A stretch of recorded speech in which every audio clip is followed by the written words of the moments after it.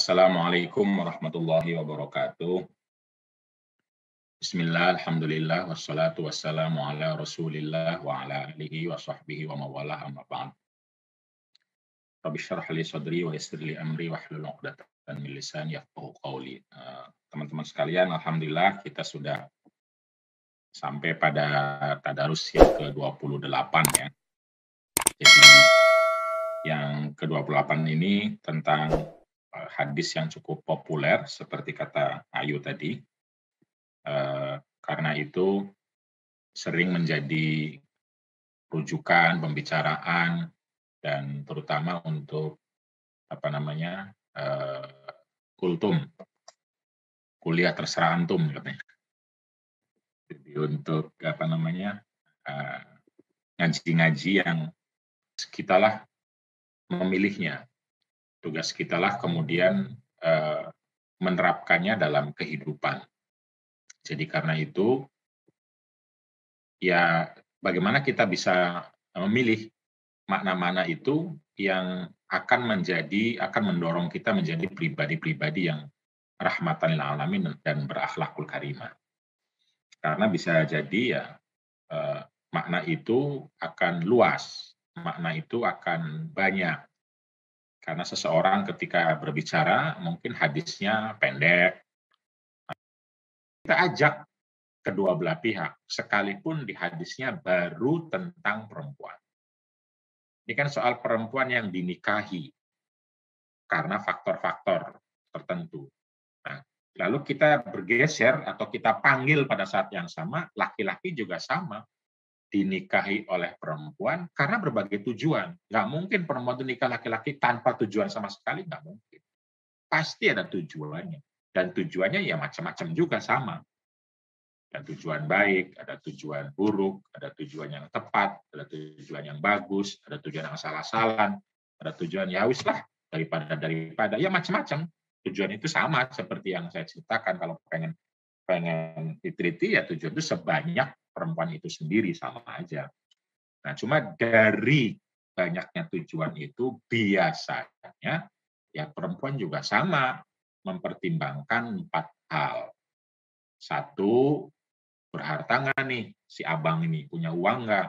Itu biasa gitu. Nggak usah dibilang perempuan ini matre, berarti ya laki-laki juga matre sama tadi kan sama aja. Nah kadang-kadang Nabi sudah bilang laki-laki juga pengen harta, nggak pernah dibilang matre. Tapi begitu perempuan mencari laki-laki yang punya harta, matre. Nah padahal ya sama, memang manusia tuh pengen harta, pengen makan, pengen minum, pengen pakaian, itu manusiawi. Nah, tinggal sebesar apa kan tuntutannya atau di berapa nilainya dan lain sebagainya. Jadi perempuan menikahi laki-laki karena faktor hartanya sah, manusiawi dan wajar. Memang kan dia mau hidup, dia mau makan, bukan mau cinta saja gitu. Cinta itu berapa menit atau berapa jam atau berapa hari kuatnya. Kalau nggak ada makanan itu habis cinta itu. Kalau nggak ada rumah selesai itu cinta itu, nggak ada. Jadi harta tetap harus dibicarakan atau dipertimbangkan. Tapi bukan berarti tentu saja harta itu harus ada semua pada saat itu sebesar yang diinginkan. Ya tidak juga. Paling nggak kan potensi berharta. Jadi mungkin sekarang tidak punya harta, tapi ketika punya pekerjaan atau punya SK, istilah orang sekarang SK-nya bisa disekolahkan katanya. Itu kan SK kan potensi harta. Jadi yang kedua adalah tentu saja status sosial. Status sosial laki-laki diasumsikan dengan punya status tadi mudah minta tolong, mudah punya kegiatan, mudah punya jaringan, mudah mencari pekerjaan dan tentu saja juga pertimbangan fisik, pertimbangan ganteng, pertimbangan ya fisiknya nanti tidak hanya soal kegantengan, mungkin kekuatan dan lain sebagainya. Lagi-lagi ya sama, laki-laki juga dari semua pertimbangan itu Nabi menyarankan, Nabi memerintahkan, Nabi mengingatkan kita semua untuk fadfar bidaddin. Pilihlah, ambillah pertimbangkanlah yang paling utama itu adalah modal komitmen, modal tanggung jawab, modal karakter tadi, karakter yang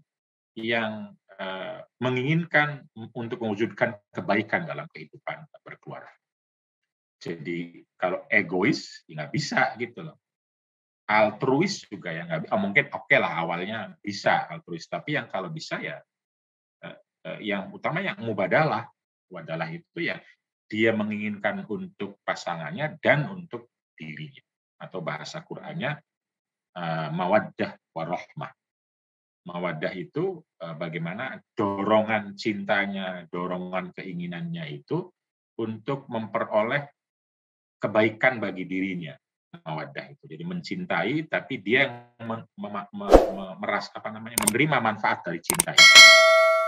Jadi saya mencintai istri saya karena saya nyaman, karena saya bahagia, karena saya lalu dibantu, karena saya merasa enak dan lain sebagainya. Saya yang merasakannya. Nah, tapi kalau rahmah itu mencintai tapi saya berpikir sudah bahagia belum pasangan saya. Karena saya mencintai maka saya berpikir saya sudah berbuat apa? Saya sudah melakukan apa? Jadi mencintai atau mengasihi, mencintai mengasihi tapi yang dipikirkan pasangannya. Sudah belum bahagia, merasakan belum, memperoleh manfaat atau belum, atau apapun yang kita anggap sebagai kebaikan itu. Jadi karena itu bahasa sederhananya ya bahagia, membahagiakan itu satu nafas gitu. Satu nafas dua-duanya. Tentu saja ada fluktuasi. Kadang-kadang kita egois, itu manusiawi. Tapi tetap pondasinya, tetap komitmennya itu bahagia membahagiakan. Jadi membahagiakan saja nggak bisa dalam konteks berelasi. Karena kita akan habis, kita akan selesai, kita tidak lagi menjadi manusia, kita menjadi lilin. Ya kita bukan lilin, gitu. Kita manusia, bisa menyala kalau kitanya ada energinya. Nah, energi kita perlu terus salah satu energi untuk mencintai, ya kita dicintai. Minimal dicintai oleh diri sendiri, minimal.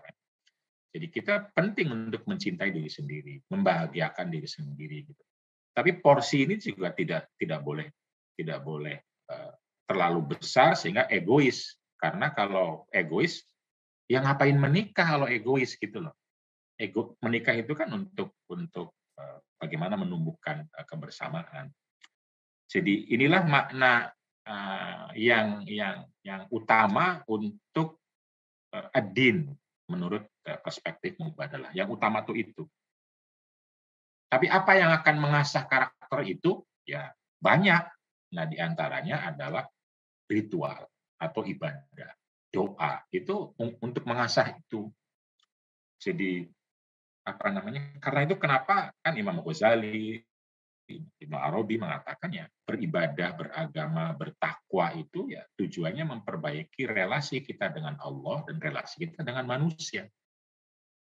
Gitu. Jadi kenapa Bismillahirrahmanirrahim misalnya? Ya, untuk mengingatkan kita Allah saja penyayang, kok kita tidak gitu loh. Nah gitu kira-kira. Nah karena itu yang penting dalam konteks berelasi itu bukan berapa sholat, berapa puasanya, tetapi seberapa berpengaruh sholat dan puasanya untuk menjadi karakter yang bertanggung jawab. Menjadi karakter yang berkomitmen, yang menghendaki dan berbuat kebaikan. Itu yang harus diukur gitu loh, dalam konteks berelasi. Gitu. Kalau dalam konteks hitung-hitungan amal, misalnya, kalkulasi berapa sholat, berapa puasa, ya berbeda, boleh saja itu urusan lain. Tetapi dalam konteks berelasi, yang penting itu. Nah, karena itu ya orang yang sholat terus, puasa terus, ditegur sama Nabi malah. Gitu. Karena dalam konteks berelasi, Anda punya kewajiban, Anda punya tanggung jawab, bagaimana? Punya hak. Jadi istri Anda, suami Anda, anak Anda itu harus punya ruang. Nah, jadi beragama dalam pandangan populer masyarakat itu adalah cara untuk menguatkan komitmen. Jadi bersolat misalnya, doa misalnya, itu untuk mengingatkan kita agar kita menjadi pribadi yang berakhlak tadi. Jadi sholat itu adalah media halte kita atau charger. Nah, istilahnya kan charger. Charger untuk ngisi energi. Tetapi kalau sholat tetapi nggak terisi-isi baterainya, berarti kan bermasalah baterainya, harus diperbaiki dulu. Jadi ada orang yang seperti HP di-charge berjam-jam tapi nggak ngisi-ngisi. Gitu. Sholatnya panjang, puasanya panjang, tapi nggak berefek ke komitmen dini yang sesungguhnya itu. Nah itu ya perlu ditanyakan lagi, perlu dipastikan lagi gitu, karena dalam konteks berelasi itu yang utama, yaitu komitmen. Dan nah sholat menjadi alat, sholat menjadi media, sholat menjadi wasilah menguatkan komitmen tadi, Nah, karena itu ya berbahagialah kita yang punya kesempatan, punya waktu untuk sholat, untuk refleksi, untuk mengingat bahwa kita adalah hamba. Sholat itu kan misalnya untuk mengingatkan kita tuh hamba Allah. Nah, kalau hamba Allah, ya masa menyakiti hamba yang lain gitu kan? Kalau hamba Allah, masa menjadi Tuhan bagi yang lain? Kalau hamba Allah, masa kita tidak saling berbuat baik dengan yang lain? Nah, tujuannya kan itu. Berdoa juga tujuan utamanya itu bukan meminta, gitu, tapi tadarru' atau merasa menjadi hamba tadi, merasa saya bisa begini karena Allah gitu. Karena itu jangan sombong, karena itu juga jangan pesimis gitu. Karena ada Allah yang maha besar, Allahu Akbar. Allah tuh maha besar. Kita jangan seenaknya. Allah maha besar, kita jangan terlalu pesimis gitu. Nah, itu kan media. Jadi jangan justru beragama digunakan bukan untuk an-nasihah nanti. Sholat dipakai justru untuk sombong-sombongan. Kan hancur agama, pahalanya juga kan, ria dan lain sebagainya itu. Beragama digunakan untuk merasa paling benar sendiri, lalu digunakan untuk menghancurkan, mendiskriminasi, bahkan melakukan kekerasan kepada yang lain. Jadi baca Quran lalu melecehkan istrinya atau suaminya, ya baca Qurannya salah menurut saya. Gitu. Atau paling tidak bukan baca Quran yang salah. Yang salah adalah mengimplementasikan bacaannya pada tempat yang salah gitu. Jadi harusnya baca Quran itu kalau mau diimplementasikan, implementasikanlah untuk rahmatan lil alamin, untuk akhlakul karimah, sehingga makna yang dikeluarkan ya makna yang yastami'una al-qaula fayattabi'una ahsana gitu loh. Karena kalau tidak curigai kita dalam memaknai ayat, hadis atau teks sumber itu. Kalau kepikir begitu baca hadis, kapan ya saya kibuli istri saya atau suami saya? Kan boleh sama hadis berbohong kepada istri misalnya. Nah, kalau berpikir begitu, itu sesungguhnya bukan hadis. Tetapi nafsu Anda yang ingin berbuat jahat atau buruk itu. Gitu kira-kira. Nah, ini semua adalah kalau menurut saya lagi-lagi adalah makna din. Din itu adalah komitmen atau kehendak untuk menghadirkan kebaikan. Ad-dinu an-nasihah. Beragama itu, substansi agama itu adalah menghadirkan kebaikan.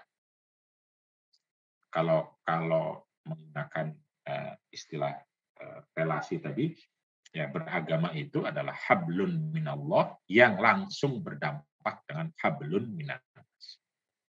Gitu. Tapi kita juga tidak jangan mudah juga menyalahkan puasa atau sholat ketika belum berdampak.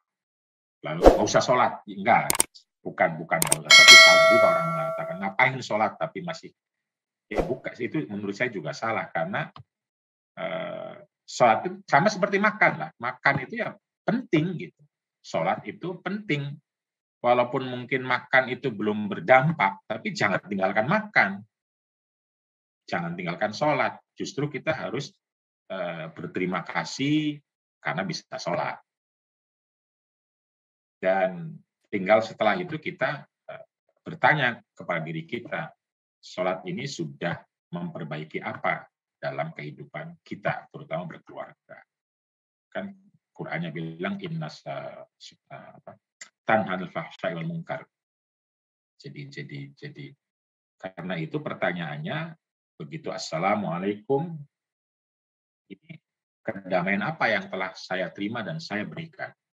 Kan assalamualaikum, damai untuk kalian semua. Assalamualaikum, itu terakhir sudah. Itu kan merupakan alarm atau pengingat bagi kita bahwa Allah Akbar dan seterusnya itu setelah salam kita harus menghadirkan kedamaian. Nah, yang kalau di rumah yang paling dekat kan ya keluarga, istri, anak, suami, orang tua yang paling dekat. Nah, kalau di kantor ya teman, kalau di publik masyarakat dan seterusnya dan seterusnya. Dan itulah pertanyaan reflektif yang saya kira terus-menerus dalam konteks berelasi, lagi-lagi bagaimana kita menjadi pribadi yang solehah dalam berelasi dengan orang lain, sehingga kalau kita berkeluarga, keluarga kita menjadi dzurriyyatun thayyibah, menjadi keluarga yang baik, sejahtera, saling menguatkan satu sama lain. Nah, kalau sudah pribadinya soleh-solehah, keluarganya dzurriyyah thayyibah, maka masyarakatnya itu akan menjadi masyarakat yang kuntum khairu ummah, masyarakat yang terbaik, masyarakat yang menghadirkan kebaikan, masyarakat yang menginginkan kebaikan, masyarakat yang mewujudkan kebaikan. Nah, ini kalau kita pasang status misalnya, kalau kita ngomong, kalau kita berbuat, dan lain kan pertanyaannya kita sedang menghadirkan kebaikan atau sebaliknya. Kalau semua orang berpikir reflektif seperti ini, maka insya Allah aman-aman, dunia ini akan aman. Tapi tentu saja karena manusia berelasi dengan banyak orang, maka beberapa saat, kadang-kadang, beberapa mungkin sering, itu justru yang diinginkan keburukannya. Kapan saya bisa membalas? Kapan bisa saya bantai? Kapan bisa saya... Nah, inilah yang membuat akhirnya dunia itu menjadi... Nah, karena itu hadirlah agama, adalah kebijakan-kebijakan, filsafat dan lain sebagainya untuk menyepuh nafsu orang, menepuh keinginan syahwat-syahwat orang yang akan destruktif menjadi konstruktif. Dan ketika kita pribadinya soleh-soleha, keluarganya dzurriyyah thayyibah, maka masyarakat menjadi khairu ummah. Dengan demikian maka negara atau dunia akan menjadi baldatun thayyibatun wa rabbun ghafur, akan menjadi bangsa, akan menjadi desa, karena sekarang dunia itu sudah menjadi desa yang besar, akan menjadi suasana yang thayyibah. Thayyibah itu memberikan kenyamanan kepada semua pihak, memberikan kekuatan, memberikan kesejahteraan kepada semua pihak, dan disitulah kemudian kita akan mudah memperoleh dukungan taufik dan terutama ampunan dari Allah Subhanahu wa taala, Rabbun Ghafur.